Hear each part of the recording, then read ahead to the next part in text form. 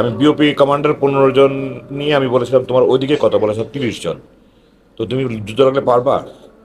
সে আমাকে বললো যে স্যার আপনি খালি অনুমতি দেন, দেখেন আমি কেমনি দখল করি।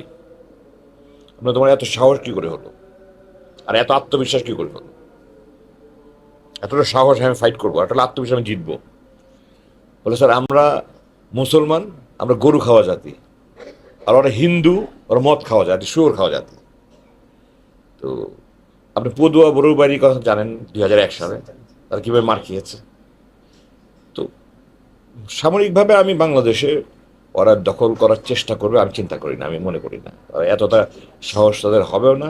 তারা জানে যে তারা এই রাফাইল দিয়ে পাকিস্তানের কাছে কীভাবে মার খেয়ে গেল। তারা তারা মনে করেছিল ওই বলে না আপনার ওই পশ্চিমবঙ্গের মুখ্যমন্ত্রী বলেছে না যে একদিনের ব্যাপার, আসুক না, রংপুর দখল করতে চায় তারা, আসুক, মাটি যুদ্ধ করবে, দেখবেন মানুষ তো মানুষ মাটি যুদ্ধ করবে ইনশাল্লাহ।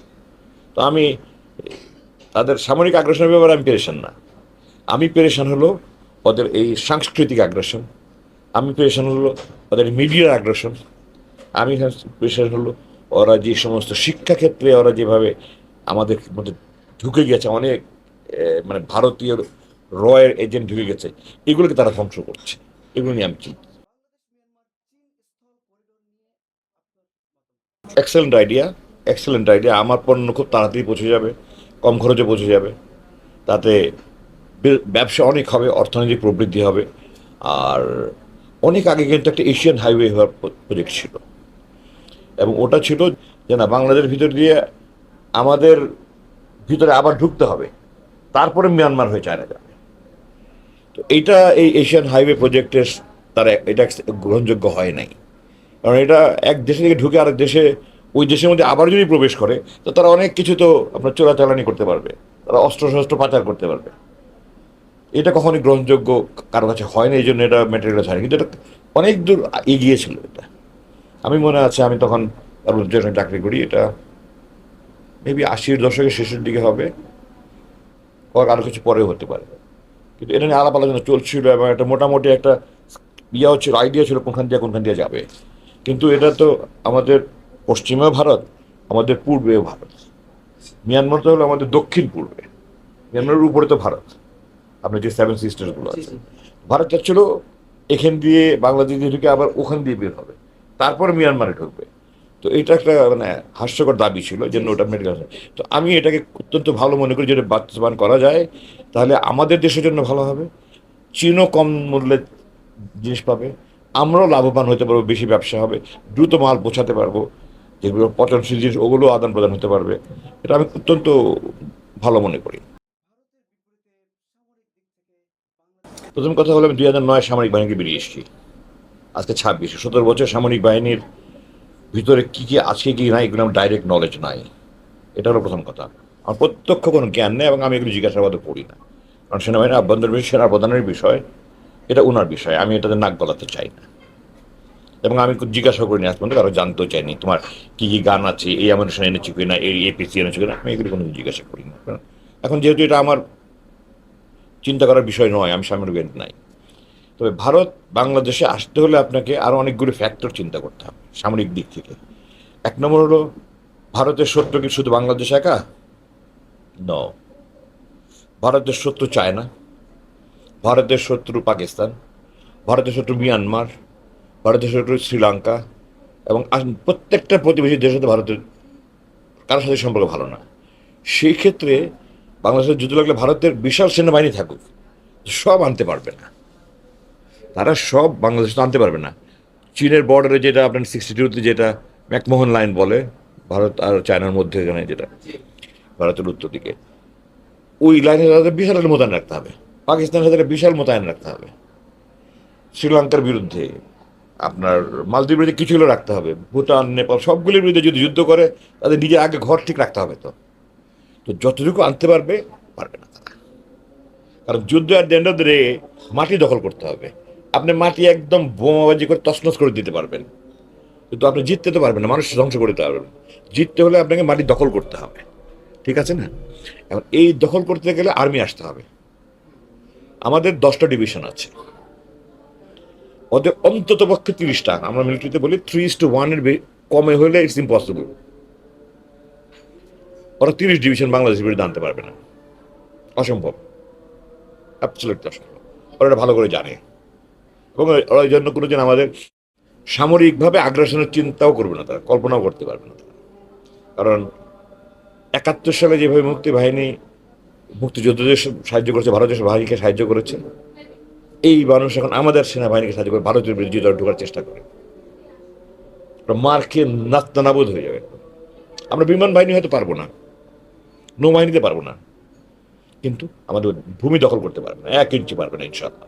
আমাদের কি সেই সক্ষমতা আছে যে আমাদের ভারী অস্ত্র আছে? অস্ত্রশস্ত্র ভারী যা আছে, ভারী অস্ত্রশস্ত্র আমাদের যা আছে, আমাদের ভূমি ডিফেন্স করার জন্য, রক্ষা করার জন্য যথেষ্ট। আমি যখন দেখে এসছি, এখন তো আরও উন্নত হওয়ার কথা। এখন ড্রোন টেকনোলজি যদি এটাকে আরও উন্নত করতে পারে তাহলে আরও ভালো হয়। আমি জানি না সেনাবাহিনীর ড্রোন আছে নিশ্চয়ই, বাট কী পরিমাণ আছে আমার এখন নলেজ নাই। তো এখন টেকনোলজিতে তো আপনার একজনের কাজ 100 জনের কাজ করে ফেলতে পারে। তো আমাদের যদি ড্রোন টেকনোলজি আমাদের যদি সেনাবাহিনীতে হয়ে থাকে তাহলে তো মানে আউট অফ দ্য কোয়েশ্চেন, প্রশ্ন উঠতে পারে না ভারত। তারা দৃষ্টান্ত দেখাবে না। আর না থাকলেও 1-to-1 যুদ্ধ যখন হবে, তারা কোনো যুদ্ধ না হয়। আমি ভিডিওর একটা কাহিনী বলছিলাম যে আমি বিওপি কমান্ডার 15 জন নিয়ে আমি বলেছিলাম তোমার ওইদিকে কত, বলেছিলাম 30 জন, তো তুমি যুদ্ধ লাগলে পারবা? সে আমাকে বললো যে স্যার আপনি খালি অনুমতি দেন, দেখেন আমি কেমনি দখল করি। আপনার তোমার এত সাহস কী করে হলো, আর এত আত্মবিশ্বাস কী করে হলো? এতটা সাহস আমি ফাইট করবো, এতটা আত্মবিশ্বাস আমি জিতবো। বলে স্যার আমরা মুসলমান, আমরা গরু খাওয়া জাতি, আর ওরা হিন্দু, ওরা মদ খাওয়া জাতি, শুয়োর খাওয়া জাতি। তো আপনি পদুয়া বড়ুবাড়ির কথা জানেন, 2001 সালে তারা কীভাবে মার খেয়েছে। তো সামরিকভাবে আমি বাংলাদেশে ওরা দখল করার চেষ্টা করবে আমি চিন্তা করি না, আমি মনে করি না ওরা এতটা সাহস তাদের হবেও না।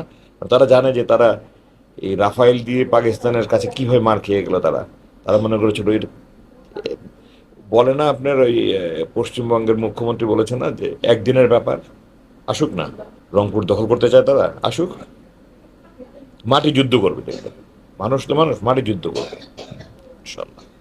তো আমি তাদের সামরিক আগ্রাসনের ব্যাপারে আমি পেরেশান না। আমি পেরেশান হলো ওদের এই সাংস্কৃতিক আগ্রাসন, আমি পেরেশান হলো ওদের মিডিয়ার আগ্রাসন, আমি পেরেশান হলো ওরা যে সমস্ত শিক্ষাক্ষেত্রে ওরা যেভাবে আমাদের মধ্যে ঢুকে গেছে, অনেক মানে ভারতীয় রয়ের এজেন্ট ঢুকে গেছে, এগুলোকে তারা ধ্বংস করছে। এগুলো নিয়ে আমি চিন্তিত। যে আমি সরকারের কাছে আবেদন করব যে 1 নম্বর পিডিআরের বিচারটা দ্রুত করা উচিত, এবং এখানে যারা নিরীহ নিরপরাধ চাকরিচ্যুত হয়েছে অথবা যারা বন্দী আছে, এটা সঠিক তদন্ত করে তাদেরকে মুক্ত করা, তাদের এই জুলুমের ক্ষতিপূরণ দেওয়া। 2 নম্বর, এই জুলাই শহীদ যারা হয়েছে, যারা আহত হয়েছে, এদের পুনর্বাসনের জন্য সরকার যা যা করণীয় তা করার চেষ্টা করা। 3 নম্বর, সশস্ত্র বাহিনীর যেই 150 জন অফিসার তালিকা হচ্ছে, এর বাইরে আরও অনেক অফিসার আছে, বিভিন্ন পদবী আরও অনেক সৈনিক আছে, তাদের ব্যাপারে আর একটা নতুন করে কমিটি করে এই প্রক্রিয়া চলমান রাখা। এবং সবশেষ যেটা আমি এখন কিছুদিন থেকে কাজ করছি, সেটা হলো যারা দেশের কল্যাণ চায় না, দেশের উন্নতি চায় না, তারাই বিভাজন করে মানুষের মধ্যে, তারাই পক্ষ বিপক্ষ বলে। আজকে 50 বছর আগে, 55 বছর আগে কী হয়েছে, এগুলি দিয়ে আমার কী লাভ? আমার সমস্যা কী এখন? আমার সমস্যা দুর্নীতি, আমার সমস্যা বেকার, আমার সমস্যা আপনার এই শিক্ষা ব্যবস্থা, প্রশাসন, এই জটিলতা, এগুলো আমাকে দেখতে হবে। আমার উন্নতি হবে এইভাবে। আমি এখন আজকে জামাতের মনে করেন তারা 71 সালে জামাত ভুল ঠিক বাদ দিলাম, ধরেন ভুল, আপনি সব জামাত মেরে ফেললেন, আপনার দেশ কি একদম সোনার দেশ হয়ে যাবে? সোনার দেশ হয়ে যাবে? বরং স্বাধীনতার পরে গত 55 বছর আমি চ্যালেঞ্জ দিচ্ছি, জামাত এই দেশের অর্থনীতিতে, এই দেশের শিক্ষায় যে ভূমিকা রেখেছে, সব দল মিলে তার কাছাকাছি নেই। এক ইসলামী ব্যাংক সবগুলো ব্যাংকের থেকে ভালো করছে। এক ইবনে সিনা, ইসলামী ব্যাংক ফাউন্ডেশনের হাসপাতালগুলো, ইবনে সিনা হাসপাতাল, ফার্মাসিউটিক্যাল, মেডিকেল কলেজ, তারপরে ইউনিভার্সিটি, কে আছে, কোথায় আছে আমাকে বলেন, কে করেছে, কী করেছে? তো 71 সালে জামাতের রাজনৈতিক সিদ্ধান্ত ছিল, এবং জামাতের কোনো নেতা যে অপকর্মের সাথে জড়িত না, এখন সব বেরোচ্ছে আস্তে আস্তে, সব বেরোচ্ছে। যে এটা শুধু ভারতের একটা চাল ছিল, যে ইংরেজিতে বলে give the dog a bad name and kill the dog. মানে আপনি যদি কারো ধ্বংস করতে চান, আগে তাকে বদনাম দেন। আওয়ামী লীগ তো 2001 সালের আগে কোনোদিন জামাতকে যুদ্ধাপরাধী বলে নাই। শেখ সাহেবকে যুদ্ধাপরাধী বলেছিল?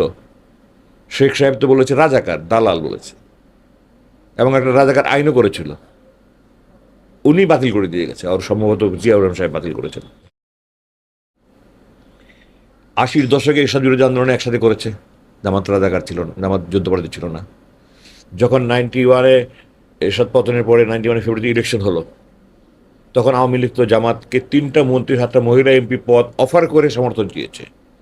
কারণ বিএনপি 140টা পেয়েছিল, আওয়ামী লীগ 85, জাতীয় পার্টি 35, বাম দলগুলো 1-2টা করে পেয়েছে, কিছু স্বতন্ত্র ছিল, আওয়ামী লীগ সব নিয়ে 133টা করে পেয়েছিল।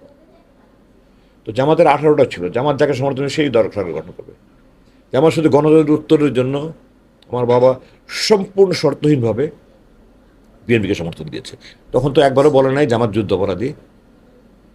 তাহলে তোমরা 5 আটতে আসলা কেন?